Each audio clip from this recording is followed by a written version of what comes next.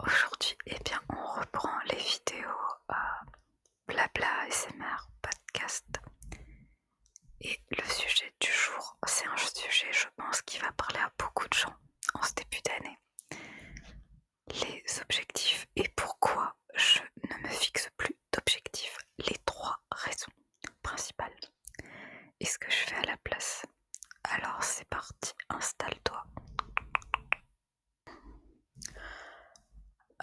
Pendant très longtemps, je me suis fixé des objectifs. Je me fixais tout le temps plein d'objectifs. Des objectifs de vie, des objectifs pour la décennie, les objectifs pour l'année, pour le trimestre, pour le mois, pour la semaine, pour la journée. Enfin, je faisais toujours toute une liste d'objectifs, de choses à faire. Et je décortiquais toujours ça en objectifs SMART, en fait, le truc, la méthode que j'avais, c'était 3 grands objectifs pour la décennie, on va dire. 3 grands objectifs pour l'année qui découlaient de ces objectifs de décennie, tu vois. 3 objectifs pour le trimestre qui découlaient des objectifs de l'année, 3 objectifs pour le mois, 3 objectifs pour la semaine, 3 objectifs pour la journée. Je faisais ça tout le temps, tu vois, je découpais tout pour pouvoir avancer. Sauf que déjà j'avançais pas tant que ça en fait dans ma vie. Et ensuite, eh bien je trouvais ça hyper frustrant, hyper anxiogène en réalité. Et maintenant j'ai complètement arrêté de me fixer des objectifs. Pourquoi? Raison numéro 1, la pression. Je trouve que se fixer des objectifs, ça met une énorme pression. Soit tu réussis, soit tu échoues. Et c'est pas tant le chemin que tu as parcouru pour réussir, entre guillemets, pour atteindre ton objectif qui compte, mais plus est-ce que tu l'as atteint ou pas.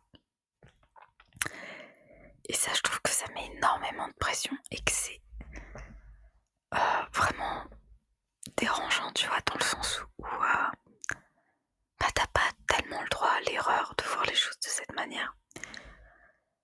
Soit t'atteins ton but, soit tu n'as pas atteint ton but. Tu vois, c'est très binaire comme système.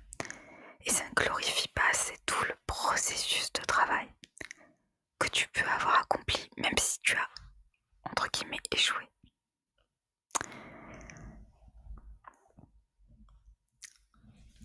Deuxième raison. La deuxième raison pour laquelle je ne me fixe plus d'objectifs, c'est que c'est tellement associé à la productivité et au dev perso que je ne veux plus me fixer d'objectifs. C'est-à-dire que c'est toujours en faire plus, toujours plus, encore plus, encore plus, plus, plus, plus, plus. Et il y a ce côté, on n'en fait jamais assez. Alors c'est vrai, hein, la vie est super courte. Oui, la vie est super courte. Elle peut être encore plus courte pour d'autres. Mais voilà, la vie est courte et c'est vrai qu'on veut faire plein de choses, on veut réussir plein de choses, on veut vivre plein d'expériences, c'est normal. Mais c'est toujours se surcharger davantage. C'est toujours en rajouter encore plus de vie, encore plus d'expériences, encore plus de choses à faire, encore plus de choses à avoir. Et il y a ce côté productivité, accumulation, qui moi me fait vraiment penser à un domaine très, vraiment pro, en mode usine, tu vois. C'est l'usine pour atteindre ton objectif, tes objectifs, toujours, toujours, toujours, toujours.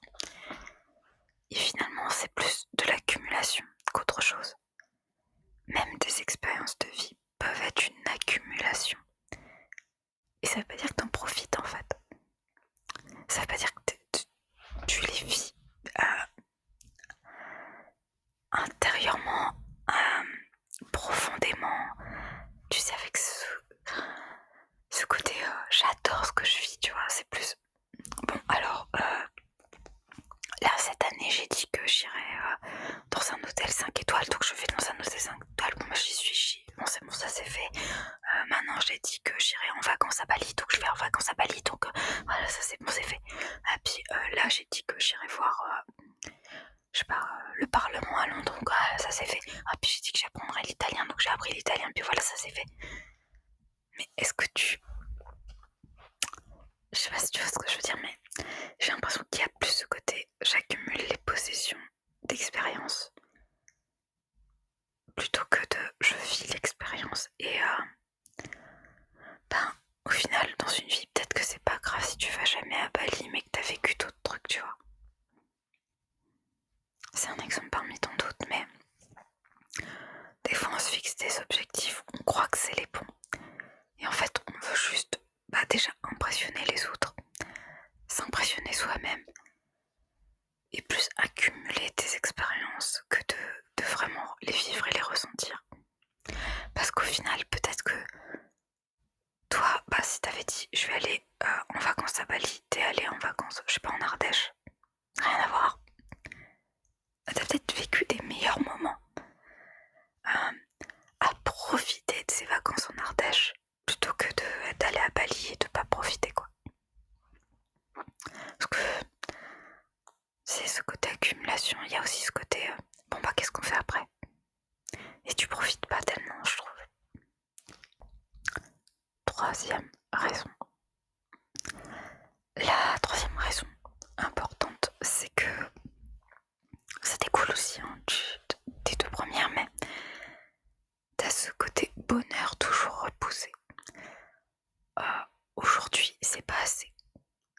J'ai pas assez de bonheur, j'ai pas assez de ce que je veux. Donc plus tard, dans l'avenir, quand j'aurai ça, je serai heureuse. À ce moment-là, je serai bien. Et ce côté de on repousse toujours le bonheur, on repousse toujours à une condition au final. Que je sais pas, je trouve que c'est pas très sain en fait. Alors oui, parfois il y a des choses où on se dit si j'avais plus de ceci, moins de cela, si tel ou tel événement, telle ou telle chose était, je sais pas, réparé, amélioré, modifié, oui, je serais plus heureux ou heureuse parce que j'aurais moins de stress, j'aurais moins de pression, j'aurais moins d'angoisse. Et c'est logique. Je prends un exemple tout bête, mais si tu as une voiture t'as besoin de ta voiture pour aller travailler, mais qu'elle fait des siennes en ce moment, oui, tu seras plus heureux ou heureuse quand ta voiture sera réparée parce que t'auras pas ce stress de te demander tous les jours est-ce que je vais pouvoir aller au travail. Mais c'est pas la même chose que un objectif. Dans le sens où les objectifs, ça va vraiment être quelque chose en général de grand, tu vois, c'est quand j'aurai rencontré l'amour de ma vie, là je serai heureux ou heureuse. Quand j'aurai plus d'argent, là je pourrai enfin être heureux ou heureuse. Alors oui, il y a des choses qui font qu'on n'est pas forcément très bien. Parce qu'on n'a pas assez, parce qu'on a trop, parce qu'on a ceci, parce qu'on a cela, mais en même temps, il faut aussi apprendre à aimer ce qu'on vit actuellement. Parce que de toute façon, on n'a pas forcément le choix. Si tu te fixes un objectif, je sais pas, si tu as besoin de plus d'argent et tout ça dans ta vie, pour vivre ta vie correctement, c'est certes dans l'avenir que tu auras moins de stress, moins d'angoisse par rapport à ta situation. Mais cet avenir, il n'est pas forcément dans quelques heures ou dans quelques jours. Entre les deux, il faut bien apprendre à accepter ce qu'on vit et le vivre du mieux possible. C'est ça en fait que je pense. Et oui, c'est facile à dire d'une certaine manière, mais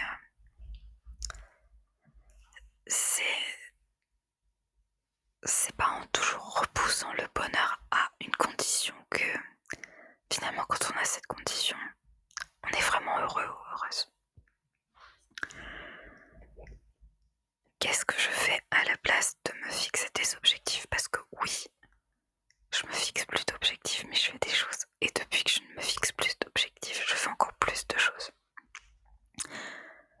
vois, par exemple, je me suis remis à étudier l'italien parce que j'avais envie.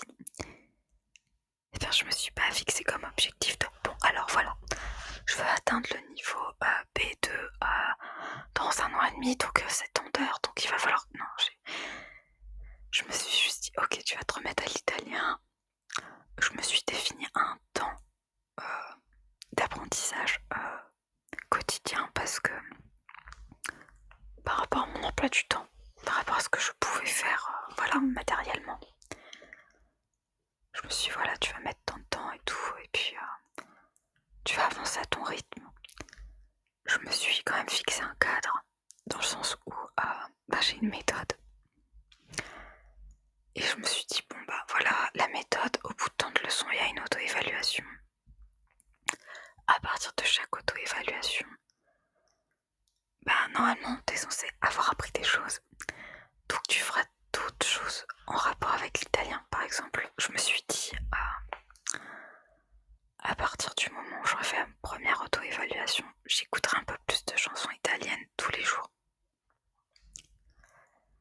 À partir de X moment de telle évaluation, j'essaierai de regarder une série que j'aime beaucoup, mais en version italienne.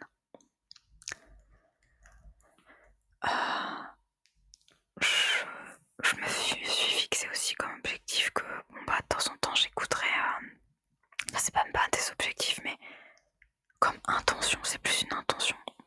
De temps en temps, j'essaierai d'écouter les nouvelles en italien, de lire des articles en italien, d'écouter des podcasts. Et voilà, c'est pas vraiment un objectif, c'est plus bon. Là, je sais que si j'écoute des trucs en italien, je vais rien comprendre parce que voilà, j'ai pas le niveau. Donc je vais pas le faire tout de suite. Mais de temps en temps, ça m'arrive d'écouter des chansons en italien parce que voilà, j'aime beaucoup. Mais je comprends pas. Mais quand je pense, mais quand j'aurai atteint tel niveau d'évaluation,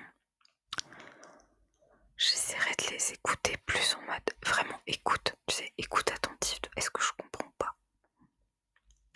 Parce que là, je les mets, je les passe, mais je les comprends pas forcément. Je comprends des mots, mais je comprends pas tout.